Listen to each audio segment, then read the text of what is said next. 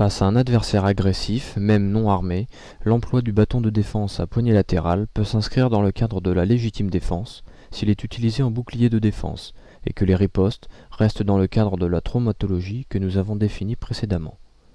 Vous allez trouver dans ce chapitre les techniques de base de défense face à des attaques en coup de poing et en coup de pied.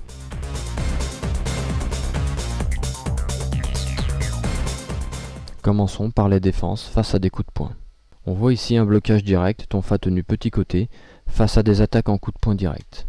Le blocage direct consiste à interposer le corps du tonfa sur la trajectoire du poing de l'adversaire. Vous voyez maintenant le blocage direct, tonfa tenu grand côté devant, toujours face à des attaques en coup de poing direct.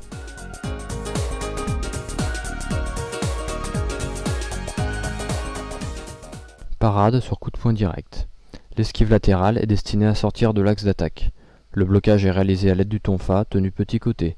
L'esquive se fait vers l'extérieur ou vers l'intérieur, mais il sera privilégié de sortir vers l'extérieur pour se retrouver sur le champ faible de l'individu. Même travail de parade avec le tonfa tenu grand côté devant, face à des coups de poing directs. Cette tenue du tonfa permet de travailler avec un peu plus de distance par rapport à l'adversaire.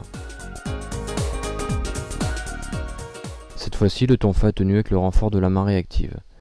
Ce type de parade se réalise en mettant en opposition le corps du bâton avec l'avant-bras, la difficulté venant de la rotation de la main armée sur la poignée.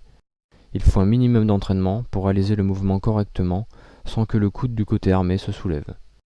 Travail à très courte distance sur des attaques en coup de poing circulaire. Le tonfa est tenu petit côté. Le défenseur adopte une garde assez compacte destinée à protéger toute la partie haute du corps.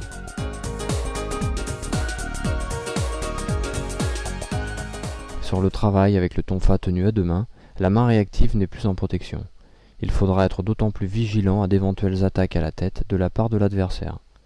Il faudra riposter dès que possible pour reprendre de la distance. Voici maintenant un exercice de mise en situation avec un partenaire qui a revêtu une armure de protection. Ce type d'équipement permet de supporter des frappes à pleine puissance avec un vrai bâton de défense à poignée latérale. Ce type de travail permet d'assimiler des enchaînements de techniques et d'avoir une réelle sensation de percussion sans blesser son partenaire. Voyons maintenant un enchaînement faisant appel à des techniques plus avancées. Il permet un amené au sol par une clé de coude en extension et un contrôle au sol en vue d'un menottage et d'une palpation de sécurité. Après la parade, Thierry vient saisir le poignet de l'adversaire. Il déploie un coup de diversion avec le talon du tonfa. Il vient placer le corps du bâton au-dessus du coude de son adversaire et ramène l'effort au niveau de son centre de gravité. Il abaisse son centre de gravité et exerce une poussée sur un axe de déséquilibre de son adversaire, tout en gardant le bras dans l'axe des épaules de ce dernier. L'individu est maintenu au sol par un contrôle par l'omoplate. Afin de procéder à la sécurisation de la deuxième main, on appliquera un contrôle cervical. On invitera l'individu à regarder à l'opposé de notre contrôle pour l'empêcher de voir nos gestes et pour éviter les traumatismes au niveau cervical.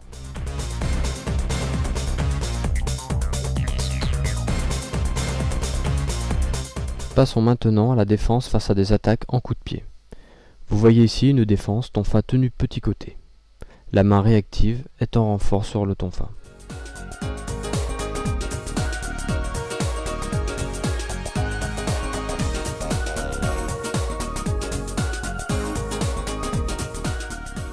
Face à des attaques en coup de pied circulaire au niveau bas, quelques exemples de blocage avec les jambes ou à l'aide du tonfa.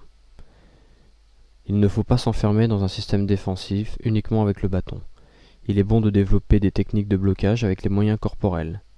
Blocage avec la jambe face à des attaques en coup de pied circulaire au niveau bas, d'un côté ou de l'autre. Esquive par un retrait de la jambe avant qui est visée, et riposte par une frappe fouettée au niveau de la jambe de l'agresseur. Blocage en revers bas, tonfa tenu petit côté. Blocage avec le tonfa tenu à deux mains, grand côté devant, blocage en circulaire bas ou en revers bas. Ce type de blocage s'apparente à une percussion. Même si on met en opposition le bâton de défense, on cherchera à absorber les différentes attaques. Face à des coups de pied circulaires au niveau médian ou au niveau haut, le défenseur commence tout d'abord par une esquive latérale pour sortir de l'axe de l'attaque, puis il effectue le blocage, tonfa tenu petit côté. On retrouve les positions de blocage du bouclier défensif. La main réactive vient en renfort sur le petit côté pour éviter un retour de la poignée vers la tête.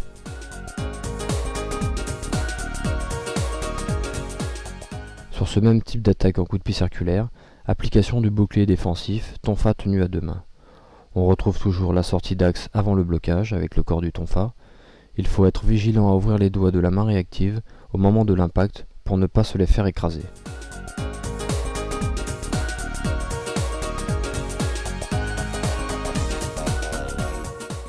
Nous voyons maintenant les parades face à des coups de pied latéraux. Sur ce type de coup de pied, il est fortement recommandé de combiner l'esquive et le blocage. Comme pour les attaques en piqué, il est primordial de sortir de l'axe d'attaque et de ne pas se contenter d'un blocage qui pourrait seulement dévier partiellement l'attaque.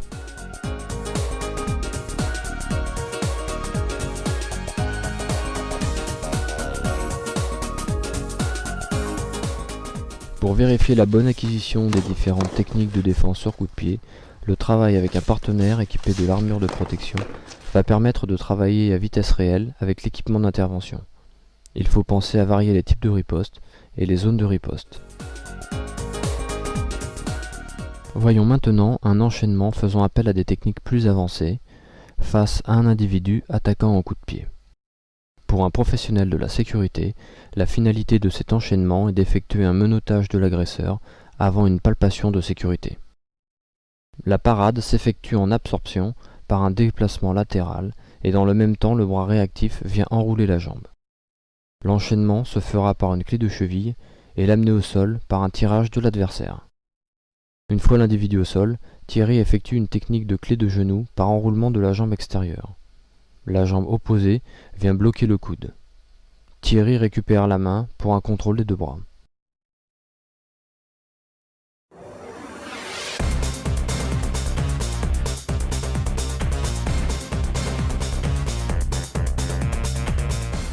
Il existe une grande variété de saisies à main nue, mais l'organisation défensive sur saisie s'organise autour de deux principes: déploiement de percussion ou contrainte artificielle.